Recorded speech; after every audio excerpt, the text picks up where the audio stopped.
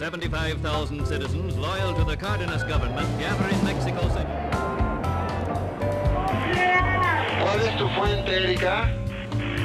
Un pequeño presente de su amigo Mayo Zambada, Culiacán, estamos aquí presentes. Aquí estamos subiendo el rating porque como nadie ve este noticiero, a ver si... Grises y además trae aliento alcohólico. En Texas, elementos policíacos capturaron a un mexicano 100 kilos de metanfetaminas. Bienvenidas y bienvenidos sean todos, todas y todes a El Día, el programa que explora las historias más extrañas y surreales que han convertido a esta capital de nuestro país en uno de los lugares más fascinantes del mundo. El tema del día de hoy es el día que los fascistas salieron a las calles de la ciudad, y para contarnos esta historia me acompaña, como siempre, Laura Sánchez Ley. Laura, ¿cómo estás? Amiga, buenas tardes. ¿Qué nos traes hoy? Un gustazo saludarles. Pues mira, hoy les traigo una historia que está súper loca, porque de repente creo que algunos pensamos que el tema de los grupos fascistas surgen a partir de la última administración de Donald Trump, pero la realidad es que han estado bien incrustados y bien presentes en la historia de la Ciudad de México. Así que eso es lo que traemos, amiga, estos primeros grupos, particularmente el grupo de las camisas doradas, que es esta historia que quiero contarles de quiénes son estos hombres. ¿Tú habías escuchado hablar de ellos? Yo no, y te quiero preguntar justo, ¿desde cuándo hay fascistas en la Ciudad de México? Pues mira, declarados abiertamente, se habla que desde 1933. A ver, ¿a qué te suena esto? Mira, es el primer grupo fascista y más abiertamente declarado fascista, porque creo que muchos son de closet, ¿no? No quieren salir abiertamente, ¿no? Esto sí. Y tenían un lema que yo creo que te va a recordar algo. México para los mexicanos. ¿Qué tal? Me suena. ¿Te de suena, hecho, podría ser una gorra. Una gorra roja que diga México para los mexicanos. México para los mexicanos. Les estás dando una mega idea de negocios. Exacto. Ese fue, y aparte, entre sus consignas, estaba una cosa súper loca, era expulsar a todos los chinos y a los judíos del país.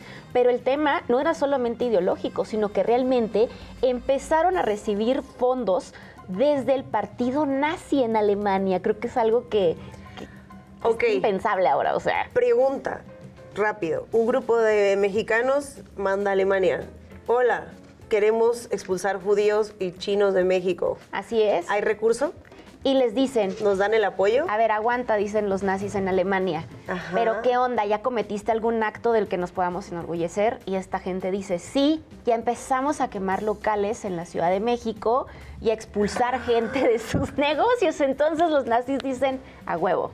Va, suelto. Si hay dinero, suelto. hay recurso. Hay feria. Ok. Total, que una de las imágenes más históricas que hay sobre las camisas doradas son unas imágenes que justo captan unos reporteros de Estados Unidos, que quiero que vean en casa, de una manifestación en Palacio Nacional. Pero con lo que no contaban los camisas doradas es que se iban a topar con los comunistas de neta, o sea, los comunistas de veras. Y aquí están estas imágenes que quiero que veas. Comunistas de neta. Sí, no como los de hoy, de Twitter. Mexico's fascist organization, the Gold Shirts, goes on parade 2,000 strong on their way to the National Palace to take their oath to the flag. A parade of 5,000 communists is scheduled for the same day. Guacha las imágenes del enfrentamiento con caballos, Steffi. Aquí hay unas imágenes bien locas donde están dándose en la madre, podemos decirlo en televisión esto, sí podemos con decirlo. los comunistas con caballos. Por eso te digo que esos sí eran enfrentamientos y no cualquier cosa. A ver, me estás diciendo que la primera pelea de punks versus emos fueron comunistas versus fascistas en el centro de la Ciudad de México. Wow. Sí. Wow. Gran. Qué pioneros. Me encanta. Creo que deberíamos patentar esa idea. De hecho, sí deberíamos, ¿eh? Sí. Hay que conmemorarlo. Sí. Esa es una gran cabeza para un reportaje. Sí. Así que bueno, querida amiga, eso fue, digamos, la primera cosa que hubo. Después, unos añitos después, para el 37, se vio una organización todavía más ridícula, que era la Unión Nacional Sinarquista. Estos lo que querían era, por eso te digo que este programa a mí me da muchísima risa, querían regresar que el Estado volviera a estar ligado con la Iglesia Católica. Como siempre. Como siempre, eso era lo que ellos querían. Ellos, además, bueno, evidentemente empezaban a compartir rasgos ahora con los fascistas y empezaron a recibir financiamiento, pero desde Italia. O sea, éramos internacionales nosotros. Ah, o sea, el recurso se bajaba de otros lugares. Sí, pero esta sí fue más preocupante porque, según los archivos, llegaron a reunir hasta 500,000 de integrantes que exigían que la iglesia volviera a estar pegada. Es decir, que Palacio Nacional volviera a erigirse una capilla o un templo. Ok, pregunta, en la pelea que vimos, primero, ¿quién ganó? Asumimos que los comunistas, Los ¿no? Porque comunistas. los fascistas no llegaron a Claro, ningún lado. no, y empezaron a salir a la prensa a decir no, que nos pegaron, que no sé qué, o sea, que no Ok, aguantaban nada, ¿no? Que no aguantaban nada. No aguantaban nada. Salen estos, igual ahora queremos sacristeros, básicamente. Prácticamente quieren otra vez el tema de la teocracia católica en México. La cosa es que los sinarquistas lo llevaron más allá porque empezaron a hacer promoción, es decir, antes de esa época pues no se acostumbraba a andarte propagandeando en los periódicos y en las calles, e incluso hicieron un himno que sería como lo que es MC ahora, con sus himnos del Movimiento Naranja y todo esto, y lanzaron un hit que fue el himno sinarquista, que quiero que escuches la letra. Escucha la letra, ¿ok? A ver. Ahí va. Grande, firme, violenta, nuestra fe nos alienta, 1000 pasos adelante, ni uno atrás, el cielo lo ha votado y nos lo hemos jurado, la patria victoriosa surgirá, surgirá, surgirá. Violenta. Ok, quiero decirle a la gente que nos ve, si algún familiar suyo fue parte de este movimiento, hay fotos, su abuelo, su bisabuelo, su abuela, su bisabuela, pónganlo en los comentarios porque me encantaría saber. Imagínate que estuviera alguien escuchando esto en su casa y el abuelo de alguien De repente dice, sí. Ajá, Y empieza levante así el con la brazo, varita. estaría buenísimo. Ok, entonces violento y porque el cielo lo ha votado. ¿Y por qué hay el cielo lo ha votado? democracia, sí, en el cielo. Claro. No. Está... No sé qué decir. ¿verdad? No sé, me quedo sin palabras con Está esos bueno, movimientos ¿eh? fascistas, la verdad. Está buena la canción. Está buena, está pegajosa, es lo que te dije, que era el MC de su época. Sí, me gusta. Oye, Ok. pero bueno, cuando empiezan a ponerse más violentos, porque hasta aquí todavía eran como de, ya sabes, ¿no? Como de círculos del capital versus el círculo del capital y estas cosas, ¿no? Ajá. Como que eran anticomunistas, pero era un tema mucho más ideológico que violento, ¿no? No había tantos conatos de violencia como empieza a surgir a partir de 1962, cuando surge algo que se llamó el muro. Algunas personas van a asociar inmediatamente este movimiento porque intensifica sus actividades tras las protestas del 68 estudiantiles. Surgen en la Universidad Nacional Autónoma de México como el ala, digamos, más conservadora, que estaba en contra de los movimientos sociales y lo que ellos consideraban comunistas dentro de la universidad. Yo adivinaría, Laura, que eran de la Facultad de Derecho, pero no sé. Exactamente, amigo. Había ¿Verdad gente, que sí? había gente de la Facultad de Derecho, había gente de otras facultades, y ellos, pues imagínate que cuando estaban las protestas del 68, hay unas imágenes históricas donde van a la Plaza de Toros y empiezan a gritar "Viva Cristo Rey" junto con estas consignas que van a ver aquí en estas imágenes. Wow. No estuvo tan copiosa, ¿no? México nunca será comunista. Ah, espérate, largos perros, comunistas no, México sí, México nunca será comunista. Hay uno que dice, maciosare un extraño enemigo. Bueno, ya, piensa, ok. Sí, México, sí. rechazamos al Rechazamos al comunismo. comunismo. Verde, blanco, unión y religión.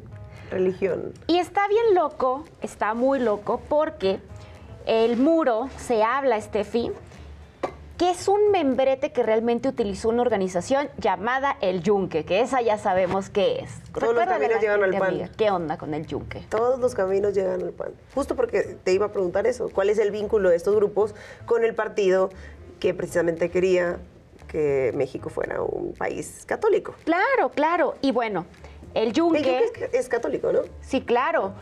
De hecho, hay una persona que quiero que vean en televisión que quiero que aparezca en estos momentos y es la fotografía. Todos los caminos llevan también a una televisora en el Ajusco. Wow. ¿Quién financiaba al Yunque y lo admitió abiertamente en su libro de memorias? Pues el papá de Ricardo Salinas Pliego, amiga. O sea que a Bimbo señor. le dice, quítate que ahí te voy. Sí, Y pues, Bimbo se puso tanto dinero para esta causa. no, amiga, pues es que imagínate entonces la escuela que trae este señor. El papá fue quien metió, pues, digamos, los cimientos económicos, la base económica para financiar este tipo de grupos fascistas en la Ciudad de México. Así que pensaban y odiaban a Ricardo Salinas Pliego nada más por estar pagando abonos chiquitos. Les tengo una noticia, hay razones de peso más grandes. Hay muchas razones de peso. Sí. Esta para mí me cala personalmente. A mí también, amiga, a mí ¿Y qué también. tendrá que ver con la farmacia Guadalajara? Yo acabo de descubrirlo de la farmacia Guadalajara. ¿Qué? ¿Tú sabes ¿Qué? eso? No. Lo podemos decir porque estamos en televisión A ver, pública. cuéntame. ¿Has visto que el logo de la farmacia Guadalajara es una catedral? Ajá, sí, Y- claro, es una catedral. Entonces, se supone que son del Opus Dei o del Yunque, no sé. No sé, si saben ustedes pónganlo. Y por eso no venden anticonceptivos ni preservativos en la farmacia Guadalajara. ¿Tú no sabías esto? No, no sabía eso. Me estoy enterando, así que bueno, ya sabe por qué no hay condones en la farmacia. Mejor ahórreselo, ¿no? No vaya a dar la vuelta a la farmacia Guadalajara.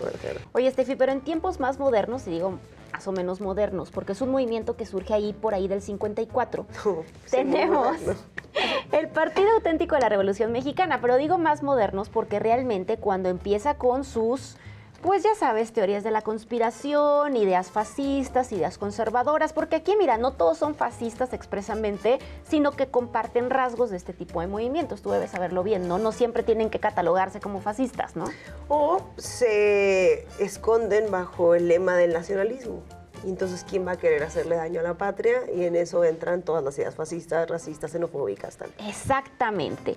Así que bueno, este Partido Auténtico de la Revolución Mexicana, a partir de la época de 1991, su secretario general, y leo textualmente, un hombre llamado Óscar Mauro Ramírez Ayala, él asegura que es un nuevo partido que en efecto venía de las bases del PRI, pero que no compartía los valores del PRI. Es decir, imagínate que Mauro pensaba que el PRI era muy liberal para lo que él pensaba.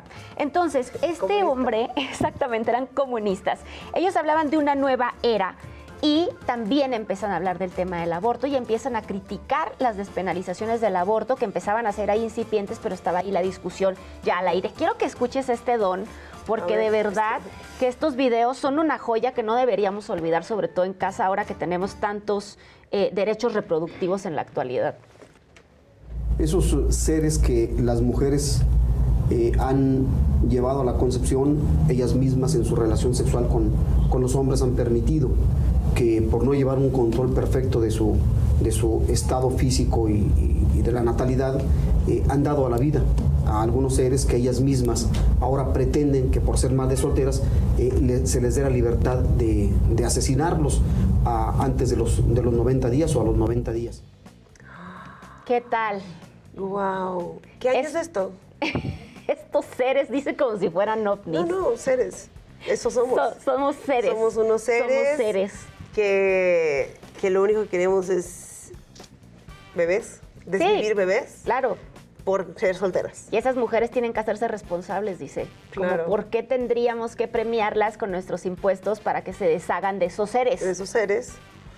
¿Qué te digo, amiga? No. Me suena a Verástegui. Pero te fijas que no tenían empacho en decirlo públicamente. O sea, no tenían absolutamente ningún empacho. De hecho, en ese video, ellos invitan ahí, en un formato que se parece mucho a nuestro logo del día que, a afiliarse a su partido, que estaba aquí en la colonia Roma, súper cerquita. Así que toda la gente que creyera en los seres, que los seres merecían vivir, podían ir a afiliarse. Ok, y aparte vi que el logo era el Monumento a la Revolución. Claro.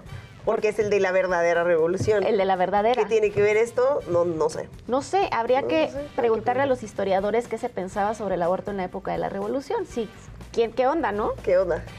¿Qué onda? ¿Qué onda? Bueno, de ahí nos vamos a otro movimiento que surge también acá en la Ciudad de México, que es el Comité Nacional Pro Vida. Fue una organización, esta sí fue creada absolutamente en contra del aborto en 1978 por un señor, es que sí, todas son como llamado Jorge Serrano Limón.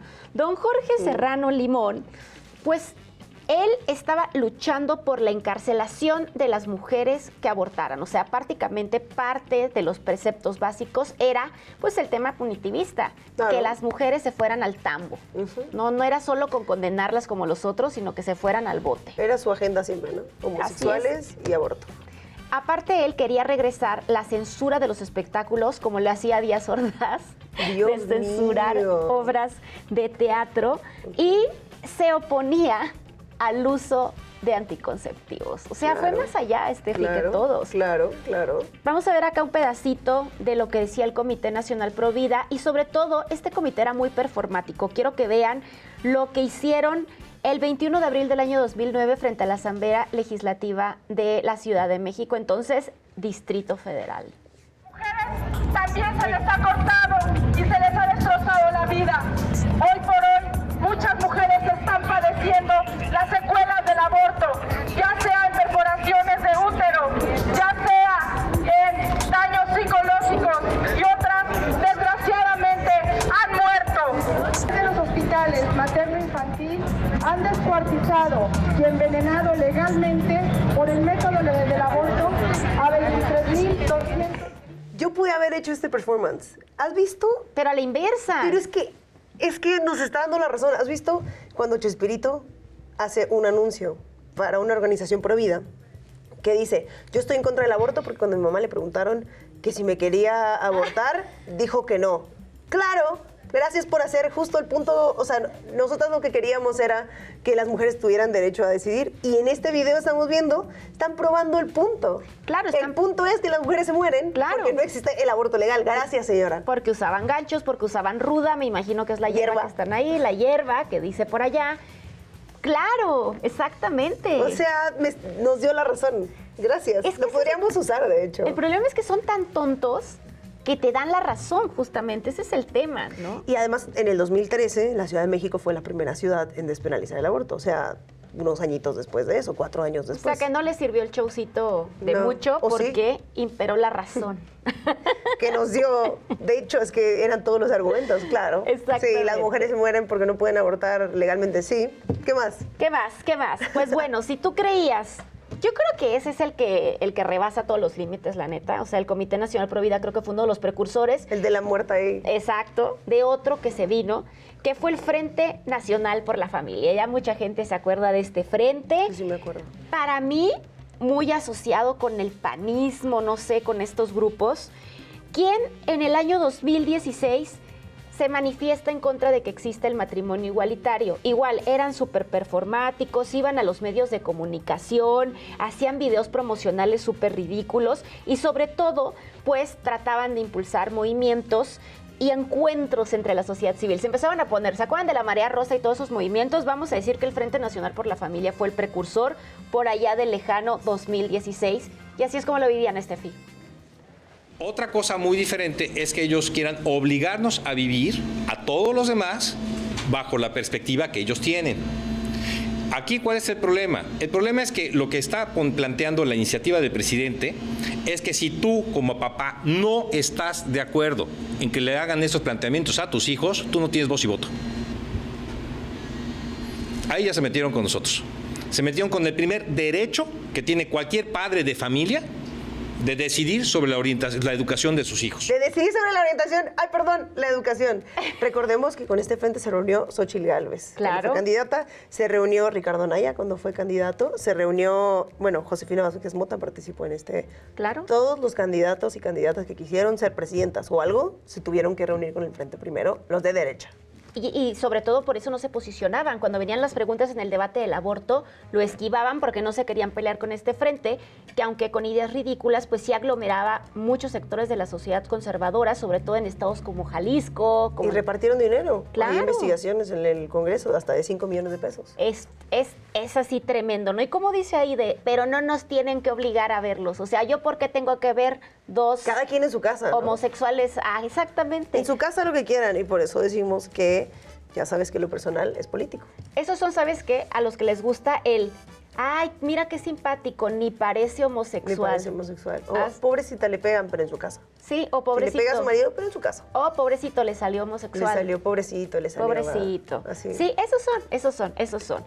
Y amiga, pues para cerrar este programa, vamos a cerrar con un círculo, porque recordemos que las camisas doradas, justamente lo que les contábamos, que recibían financiamiento del partido nazi alemán y de otros grupos fascistas en Italia un poco más adelante, parece que todo es cíclico, que vuelve. En el año 2022, el periódico El País logra infiltrarse en una fiesta nazi en la Ciudad de México. Wow.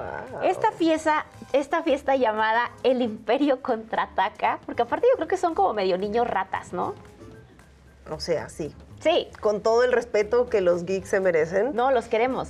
O sea, hay algo de incels, ¿no? Exactamente. Ni modo, ¿se puede decir incels? Sí. Pues fue un concierto clandestino en una de las colonias más gentrificadas de la Ciudad de México, la Santa María la Ribera, donde decidieron armar su concierto. Este estaba, pues, encabezado por una banda española de expresidiarios fascistas llamados Batallón de Castigo. Así fue como se vivió este concierto. Lugares donde no hubiera querido estar.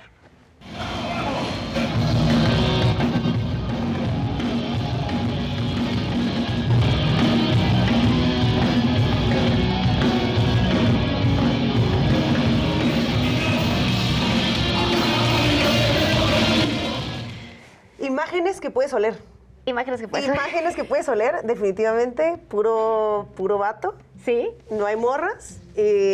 Imágenes que puedes oler. Hasta acá me llegó el olor a incel y sudor. Oye, y aparte, lugares donde Eduardo Verástegui le hubiera gustado estar, ¿no? Sobre todo porque hay muchos hombres.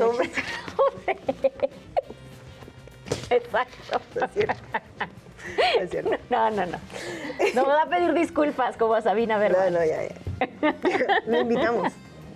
Así que, pues como ven, la Ciudad de México ha sido sede en múltiples momentos. Yo creo que esto es importante para que las nuevas generaciones, para que les jóvenes que están viendo este programa, pues vean el camino que han seguido estos grupos fascistas. Y como decía, yo tengo una frase que me gusta mucho de Humberto Eco en una conferencia que da en Estados Unidos, donde él dice que el fascismo no va a venir como con camisas negras como en la Plaza de Italia, no va a venir con uniformes nazis, sino que va a estar escondido y es importante que aprendamos a detectarlo incluso en las caras más amigables. Y en la historia completamente. Pues bueno, hay que estar al pendiente para la gente que diga que en México no hay grupos fascistas, que en México no existieron. Si usted sabe más de otros grupos fascistas, de otras fiestas, por favor pónganlo en los comentarios. Y no olvide seguir viendo El Día Que en Capital 21. Síganos en redes sociales, Instagram, X, Facebook, todo. Laura Sánchez Ley, Estefanía Veloz también en redes sociales. Nos vemos en el próximo programa de El Día Que por Capital 21.